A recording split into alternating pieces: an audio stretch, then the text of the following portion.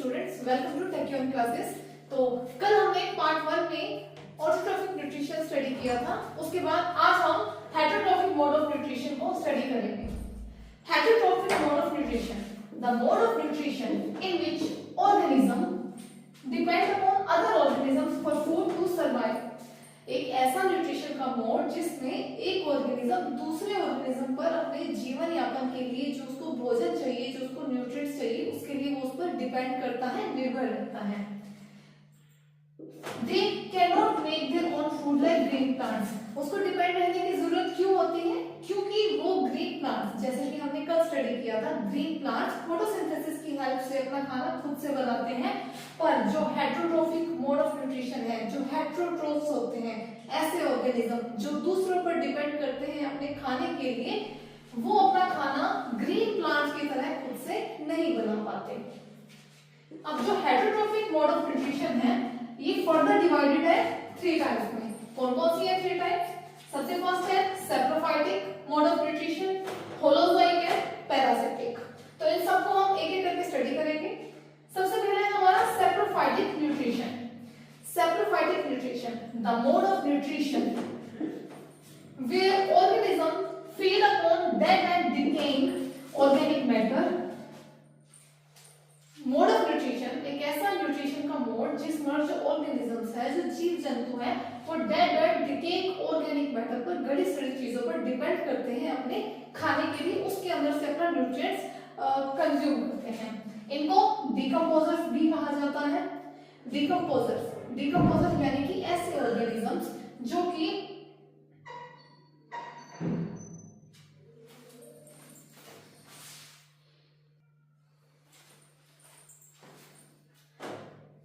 Decomposers ऐसे organism जो break down करते हैं डेड ऑर्गेनिजम्स को, और उसके अंदर जितने भी न्यूट्रिएंट्स हैं उसको एनवायरनमेंट में रिलीज कर देते हैं, जो भी उनके आसपास का एनवायरनमेंट होता है उसमें। और इनका एक मेन फंक्शन है, ये इंक्रीज करते हैं fertility of soil. Fertility of soil को ये इंक्रीज करते हैं। इसमें एग्जांपल क्या है हमारे सैप्रोफाइट्स के? सबसे पहला है फंजाई। फंजाई में ब्रेड मोल्ड, और मशरूम और हाउस फ्लाई, जो हमारे घरों में मक्खियां आती हैं, वो भी सैप्रोफाइटिक मोड ऑफ न्यूट्रिशन का एग्जांपल है। और मैनी टाइप्स ऑफ बैक्टीरिया भी इसी के अंदर इंक्लूड है। सैप्रोफाइटिक मोड ऑफ न्यूट्रिशन में हमारा सेकंड टाइप है holozoic mode of nutrition. Holozoic mode of nutrition, in this mode of nutrition digestion happens inside the body of an organism. जो food का डाइजेशन है, डाइजेशन होता है जो हमारी बॉडी में हम फूड को कंज्यूम करते हैं, तो उसमें जो कॉम्प्लेक्स ऑर्गेनिक मैटर है, कॉम्प्लेक्स सब्सटेंसेस है, वो सिंपलर फॉर्म में ब्रेक डाउन हो जाती हैं। तो वो डाइजेशन होता है inside the body of an organism, that is after the food is ingested. जब फूड को एनगल्फ कर लिया जाए, चाहे उसको एनगल्फ किया जाए, उसको बाइटिंग करके या किसी तरीके से कंज्यूम किया जाए, उसके बाद उसका जो डाइजेशन है inside the body of an organism होता है। The organism ingest solid or liquid food particles। तो organisms किस तरह के फूड पार्टिकल्स को कंज्यूम करते हैं? या तो वो सॉलिड होंगे या फिर वो लिक्विड फूड पार्टिकल्स होंगे। And then digest them internally to obtain nutrients, और फिर बॉडी के अंदर उसको डाइजेस्ट किया जाता है, किसके लिए? ताकि न्यूट्रिएंट्स को ऑब्टेन किया जा सके। This process involves 5 steps. अब फर्दर इसके भी 5 स्टेप्स हैं। First one is ingestion, then digestion, absorption, assimilation, excretion। ये 5 स्टेप्स हैं हमारे होलोजोइक मोड ऑफ न्यूट्रिशन के। फर्स्ट वन इंजेशन, यानी कि कंजप्शन ऑफ फूड, चाहे वो बाइटिंग से हो, चाहे वो एनगल्फिंग से हो। ठीक है, हमने फूड को कंज्यूम किया, अपने माउथ में फूड गया। आफ्टर दैट डाइजेशन, माउथ से, जब हम एग्जांपल लेकर चलते हैं ह्यूमन बॉडी का, ह्यूमन बॉडी में बक्कल कैविटी से हमारा फूड पार्टिकल्स है वो अंदर जाता है, वही उसका कार्बोहाइड्रेट्स का ब्रेकडाउन स्टार्ट हो जाता है। ये फर्दर हम स्टडी करेंगे इसके बाद में, वैसे डाइजेशन है, पर एक थोड़ा सा समझ लीजिए। डाइजेशन होना स्टार्ट होगा, पहले हमने इंजेस्ट कर लिया, फूड को खा लिया, उसके बाद डाइजेशन होना स्टार्ट होगा, यानी कि ब्रेकडाउन होगा कॉम्प्लेक्स फूड का, किसमें? स्मॉलर वंस में, छोटे छोटे पार्टिकल्स में हमने जो भी खाना खाया है उसको ब्रेकडाउन हो जाएगा। उसके बाद एब्जॉर्प्शन। एब्जॉर्ब क्या होंगे? जितने भी हमारे खाने में न्यूट्रिएंट्स थे, जितने भी पोषक तत्व थे, कल हमने पढ़ा था ना कि न्यूट्रिएंट्स क्या होते हैं, रॉ मटेरियल्स जो कि हमारी बॉडी को एनर्जी प्रोवाइड करने के लिए हेल्प करते हैं। एब्जॉर्प्शन होगा न्यूट्रिएंट्स का, न्यूट्रिएंट्स कौन कौन से, amino acid, fatty acid and sugar, इन सभी का एब्जॉर्प्शन हो जाएगा बॉडी में। After that assimilation, nutrients absorb हो गए बॉडी में, हमने खाना खाया, कॉम्प्लेक्स से सिंपलर में टूट गया वो, उसके बाद उसमें जितने भी न्यूट्रिएंट्स थे, amino acids, fatty acids and sugars, उन सभी का बॉडी में एब्जॉर्प्शन हो गया। आफ्टर दैट अब उसको ट्रांसफर करना है, क्योंकि अभी तो वो स्टमक में है खाना, और उसके बाद हमें उसको ट्रांसफर करना है, तो ट्रांसपोर्ट होगा of absorb nutrients for energy production, growth and repair. अब वो जो न्यूट्रिएंट्स हैं जो एब्जॉर्ब किए गए हैं उसका सारी बॉडी में ट्रांसपोर्ट होगा, और किसके लिए, ताकि एनर्जी का प्रोडक्शन हो जाए। हम जितनी भी एक्टिविटीज करते हैं उसमें हमें एनर्जी की रिक्वायरमेंट रहती है, तो उस एनर्जी की प्रोडक्शन के लिए, ग्रोथ के लिए, हमारी बॉडी की ग्रोथ के लिए एंड रिपेयर के लिए। लास्ट स्टेप है इसमें एक्सक्रीशन, हमने खाना खाया, ब्रेक डाउन हुआ, उसके बाद उसका न्यूट्रिएंट्स एब्जॉर्ब हो गए, न्यूट्रिएंट्स ट्रांसपोर्ट भी हो गए, अब क्या बचा, वेस्ट मटेरियल। एक्सक्रीशन है removal of waste products from body, body से अब जितने भी वेस्ट प्रोडक्ट बचे हैं, जैसे कि होता है रफेज एंड कॉटन, वो सभी बॉडी से एक्सक्रीट आउट हो जाता है एक्सक्रीशन में। तो ये 5 स्टेप्स थे होलोजोइक मोड ऑफ न्यूट्रिशन के। इसके एग्जांपल है काउ में, dog, cat, fish, human and amoeba, इन सभी में होलोजोइक मोड ऑफ न्यूट्रिशन है। सैप्रोफाइटिक मोड ऑफ न्यूट्रिशन में हमारा थर्ड टाइप है parasitic nutrition, organisms that derive nutrients by living in or in their host are known as parasites। जो organisms अपना nutrients को derive करते हैं, अपने nutrients लेते हैं, अपना खाना लेते हैं, या फिर उनके अंदर रहकर और on their host, या तो host के बॉडी के अंदर रहेंगे या on their host बॉडी के होस्ट की बॉडी के ऊपर रहेंगे, उनको पैरासाइट्स कहा जाता है। और इस तरह के न्यूट्रिशन को पैरासिटिक न्यूट्रिशन बोला जाता है। इसके एग्जांपल है lice, Cuscuta and ticks. Lice human body और कई एनिमल्स की बॉडी में पाई जाती है, जो कि ब्लड सक करके उनकी बॉडी के ऊपर रहती है और साथ में उनसे ही न्यूट्रिएंट्स लेती है ब्लड सकिंग। उसके बाद है कैस्कुटा, इसको बोलते हैं अमर बेल, ये प्लांट्स के ऊपर रहते हैं, येलो कलर की होती है बेल की, आपने देखा भी होगा, ये कई पेड़ ट्रीज के ऊपर आप नोटिस कीजिएगा, अमर बेल आपको देखने को मिल जाएगी। दूसरे प्लांट्स पर रहती है, उनसे अपना न्यूट्रिशन ड्राइव करती है। उसके बाद है टिक्स, ये एनिमल्स में हो जाते हैं, डॉग्स में, काउस में, बफेलोज में टिक्स लग जाते हैं, ये ब्लड सकिंग करके उनकी होस्ट की बॉडी से न्यूट्रिएंट्स को डिराइव करते हैं। उसके बाद हमारा है nutrition in amoeba. Nutrition in amoeba, amoeba में होलोजोइक मोड ऑफ न्यूट्रिशन ही होता है, ये काफी इंपॉर्टेंट क्वेश्चन है एग्जाम के पॉइंट ऑफ व्यू से।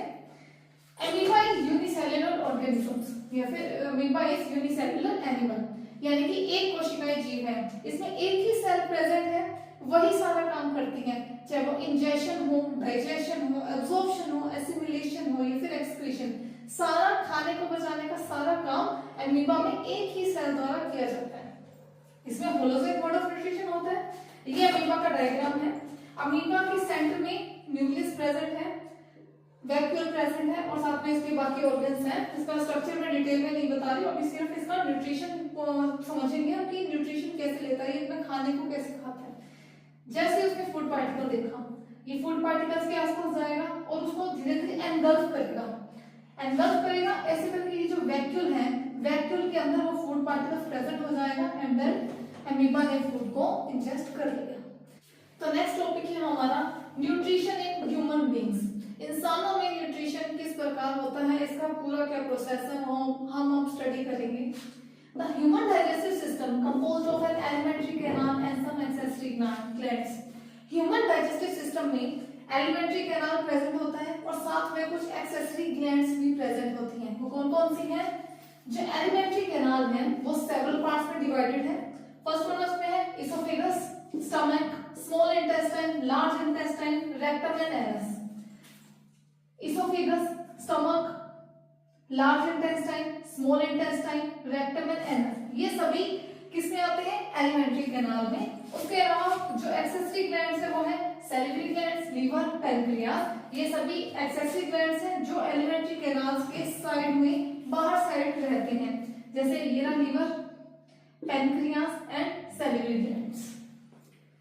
ह्यूमन डाइजेस्टिव सिस्टम में जितने भी पार्ट्स हमने अभी स्टडी किए हैं कि जो एलिमेंट्री एलिमेंट्री कैनाल्स के जितने भी पार्ट्स हैं और जितने भी एक्सेसरी ग्लैंड्स हैं उन सभी के फंक्शंस देख लेते हैं हम। सबसे पहले हमारा माउथ, माउथ को बक्कल कैविटी भी कहा जाता है। Mouth has teeth, tongue and salivary glands. हमारे माउथ में टीथ प्रेजेंट है, टंग प्रेजेंट है और सैलिवरी ग्लैंड्स प्रेजेंट है। आप दो सैलिवरी ग्लैंड्स तो खुद से फील भी कर सकते हैं। अगर आप अपने टंग को इस साइड लेकर जाओ तो यहाँ पर आपको फील होगा कि स्मॉल पोर्स है जिसके अंदर से लिक्विड आपके मुंह में आ रहा है, आपके माउथ तक लिक्विड का फ्लो हो रहा है, आप खुद फील कर सकते हैं इसको भी। The tongue has gustatory receptors. टंग में गस्टेटरी रिसेप्टर्स होते हैं ताकि वो टेस्ट का पता लगा सके, टेस्ट का पता लगाने के लिए कि स्वीट खा रहे हैं हम, सोल्टी खा रहे हैं या बिटर है, तो सभी का पता लगाने के लिए हमारे टंग में गस्टेटरी रिसेप्टर्स होते हैं। उसके बाद tongue help in mixing of saliva with food. Tongue का क्या फंक्शन है, ये 1 मार्क्स में छोटा क्वेश्चन भी आ सकता है कि फंक्शन ऑफ टंग बताइए। Tongue helps in mixing of saliva with food. Tongue हमारी जीभ है वो हेल्प करती है हमारे मुंह के अंदर प्रेजेंट सलाइवा को, जो लार प्रेजेंट है उसको खाने के साथ मिक्स करने में, सो दैट जो भी हम खाना खा रहे हैं वो ड्राई ना लगे, इसीलिए और हमारे को वो जो खाना है इजीली स्वॉलो हो जाए, इसलिए टंग हेल्प करती है mixing of saliva with food. उसके बाद आते हैं हमारे टीथ। टीथ हेल्प करते हैं break down of food into smaller pieces या स्मॉलर पार्टिकल्स। हम जो भी खाना खाते हैं हम सॉलिड पार्टिकल खाते हैं, जैसे हम बिस्किट खा रहे हैं, बिस्किट नहीं है, बिस्किट एक सॉलिड है। उसके बाद जो हमारा टंग है वो हेल्प करेगा उसमें सलाइवा मिक्स करके ताकि उसको च्यूएबल बनाया जा सके, इजीली वो हम स्वॉलो करें। और टीथ है उसको वो छोटे छोटे पीसेस में तोड़ देता है। फर्दर जो हमारे टीथ हैं वो भी 4 तरह के होते हैं, incisors, canine, premolars and molars. जो हमारे सामने के टीथ है इनको इंसाइजर्स बोला जाता है, यानी कि कटिंग टीथ। जैसे हम चॉकलेट खाते हैं, चॉकलेट खाते हैं हम आगे से कटिंग करके खाते हैं टीथ को, तो इसको कटिंग टीथ कहा जाता है। और ये जो हमारे तीखे दांत होते हैं इंसाइजर्स के साथ वाले, इनको टेयरिंग टीथ बोलते हैं। कुछ भी फाड़ कर खाना हो तो, यानी जैसे कि कोई चीज हमने खाई जो कि उसको हमने यूं करके खाना है, तो वो हमारे टेयरिंग टीथ हेल्प करते हैं। उसके बाद आते हैं हमारे प्रीमोलर्स एंड लास्ट में आते हैं हमारे मोलर्स। ये होते हैं ग्राइंडिंग टीथ। जो भी खाना है उसको अच्छे से उसको बिल्कुल छोटे पार्टिकल्स में कन्वर्ट करके उसकी चटनी बना देने का काम करते हैं हमारे प्रीमोलर्स एंड मोलर्स। सेकंड है हमारा सैलिवरी ग्लैंड्स। अभी मैंने बताया था जो हमारे माउथ के अंदर छोटे छोटे यहाँ पर पोर्स प्रेजेंट होते हैं जिसमें से सलाइवा सीक्रेट होते हैं, उनको सैलिवरी ग्लैंड्स बोला जाता है। इनका क्या फंक्शन है, सीक्रेट सलाइवा, सलाइवा का सीक्रेशन करवाते हैं। Saliva contains an enzyme called salivary amylase. Saliva जो हमारे मुंह के अंदर सलाइवा प्रेजेंट है इसके अंदर एक एंजाइम प्रेजेंट होता है जिसको सैलिवरी एमिलेज कहा जाता है। Salivary amylase digest carbohydrates and food. इसका क्या फंक्शन है, सैलिवरी एमिलेज का फंक्शन है ये कार्बोहाइड्रेट्स का डाइजेशन करवा देता है जो कि फूड के अंदर प्रेजेंट होता है। यानी कि डाइजेशन, जो हमारा डाइजेस्टिव सिस्टम में तब पढ़ रहे हैं, जो फूड का डाइजेशन है वो हमारे माउथ में ही स्टार्ट हो जाता है। किसके थ्रू, सैलिवरी एमिलेज जो कि सलाइवा में प्रेजेंट होता है। उसके बाद है इसोफेगस। अब माउथ से फूड अंदर गया, अब फूड यहाँ पर इसका कार्बोहाइड्रेट्स का ब्रेकडाउन हो गया। अब ये जो इसोफेगस है ये फूड पाइप है, इसोफेगस को फूड पाइप भी कहा जाता है। इसके थ्रू फूड जाएगा स्टमक में। Oesophagus it's a tube like structure, ये ट्यूब की जैसी स्ट्रक्चर है that carries food from the mouth to stomach. ये हमारे मुंह से जो खाना है इसको स्टमक तक लेके जाने का काम कौन करता है, इसोफेगस। अब ये किस तरीके से फूड को लेकर जाता है स्टमक में, taking food from mouth to stomach by peristaltic movement. Peristaltic movement होते हैं, यानी कि जैसे कि ये हमारी इसोफेगस है, ये खाना आया, ये खाना नीचे जा रहा है तो ये इस तरह से खुद को कंप्रेस करता है फिर रिलैक्स करता है, इसके थ्रू ये खाना है जो हमारे स्टमक तक चला जाता है।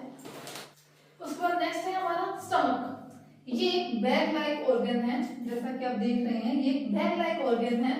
हाई मस्कुलर वॉल्स हैं जो कि हेल्प करते हैं चर्निंग ऑफ फूड, यानी कि मिक्सर एंड ग्राइंडर का सारा काम हमारा स्टमक कर देता है। जितना भी हम खाना खाते हैं अच्छे से वो डाइजेस्ट हो जाता है, मिक्स हो जाता है।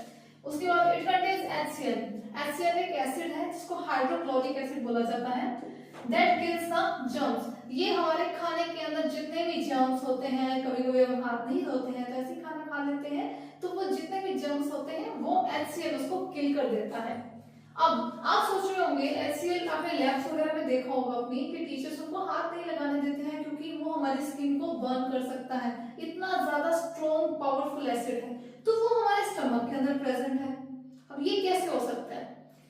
तो हमारे स्टमक में म्यूकस की लाइनिंग होती है, इसके अराउंड एक म्यूकस की लाइनिंग होती है जो कि हाइड्रोक्लोरिक एसिड को वॉल से, जो कि स्टमक की वॉल है, उसे टच नहीं होने देती, एक कवरिंग का काम करती है, एक प्रोटेक्टिव लेयर है।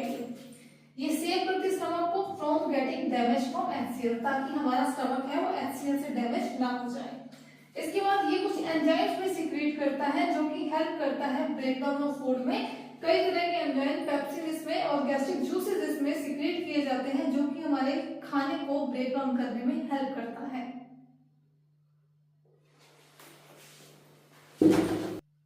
नेक्स्ट पार्ट है हमारा small intestine. Small intestine highly coiled tube like structure होती है, ये अप्रोक्सीमेट 6.5 मीटर लॉन्ग होती है। ये वैसे नाम इसका स्मॉल है पर ये जो हमारी लार्ज इंटेस्टाइन है उससे भी काफी ज्यादा लॉन्गर होती है।